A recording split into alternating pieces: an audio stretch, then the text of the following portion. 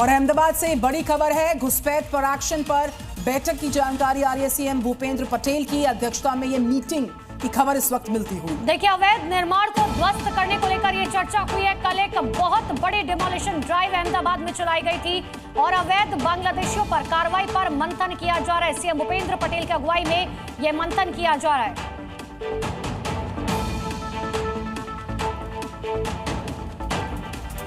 पहलगाम आतंकी हमले का खामियाजा देश के कई राज्यों में रह रहे पाकिस्तानी बच्चों को भी भुगतना पड़ रहा है। देश भर में पाकिस्तानी नागरिकों की पहचान को लेकर चल रहे अभियान में जबलपुर में एक अजीबोगरीब सा मामला सामने आया है। जांच टीम ने 3 नाबालिग बच्चों को चिन्हित किया है। इन 3 बच्चों की मां तो हिंदुस्तानी है, लेकिन पिता पाकिस्तानी नागरिक हैं। ऐसे में पुलिस भी सोच में पड़ गई है कि उन्हें पाकिस्तान वापस भेजा जाए या फिर भारत में ही रहने दिया जाए। अब जबलपुर प्रशासन ने राज्य शासन और गृह मंत्रालय से मार्गदर्शन मांगा है। शासन से निर्देश मिलने के बाद वतन वापसी के लिए कार्यवाही की जाएगी। खबर गुजरात से, जहां पर अवैध रूप से रह रहे बांग्लादेशी घुसपैठी को पकड़ने का अभियान चल रहा है और इसी कड़ी में वलसाड में अब तक 7 और बांग्लादेशी गिरफ्तार हुए हैं। गुजरात में अवैध बांग्लादेशियों पर ताबड़तोड़ एक्शन जारी है। अहमदाबाद के बाद अब वलसाड में 7 बांग्लादेशियों को गिरफ्तार किया है, जो भारत में अवैध रूप से रह रहे थे। वलसाड में बांग्लादेशी घुसपैठियों को पकड़ने के लिए पुलिस ने अभियान चलाया है। अब तक पुलिस ने 700 से अधिक संदिग्धों को हिरासत में लेकर उनकी जांच की है। जांच के दौरान पता चला है कि उनमें से 7 बांग्लादेशी नागरिक हैं। खबर सामने आते ही हड़कंप मच गया। बता दें कि पिछले 3 दिनों से वलसाड जिले में पुलिस बांग्लादेशी घुसपैठियों को पकड़ने के लिए गहन तलाशी और सर्च ऑपरेशन चला रही है। राजस्थान के राजसमंद में युवती को भगाने के मामले में परिजनों ने जमकर विरोध किया। दरअसल आरोप यह है कि मुस्लिम युवक ने हिंदू युवती को अपने साथ वो भगा लेकर गया।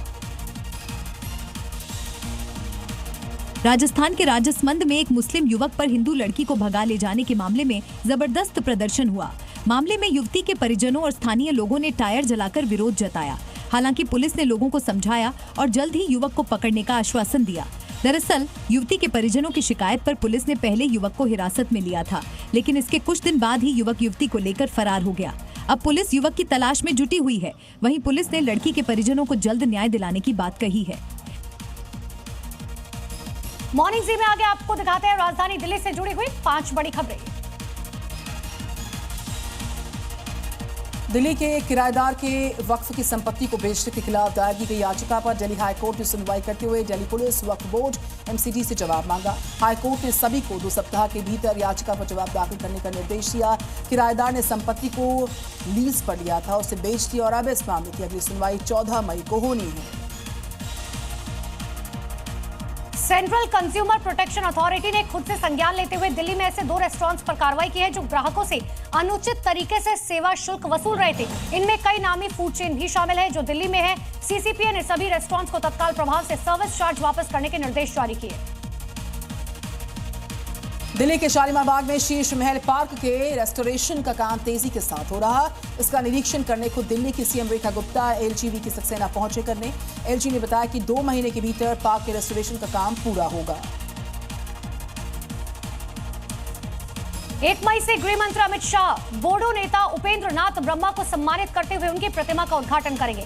दक्षिणी दिल्ली में लाला लाजपत राय मार्ग के एक हिस्से का नाम बदलकर बोडोफा उपेंद्र नाथ ब्रह्मा मार्ग करेंगे। यह कार्यक्रम 1 मई को कैलाश कॉलोनी में आयोजित किया जाएगा, जिसमें असम के सीएम हेमंता बिस्वा शर्मा और दिल्ली की सीएम रेखा गुप्ता मौजूद रहेंगी।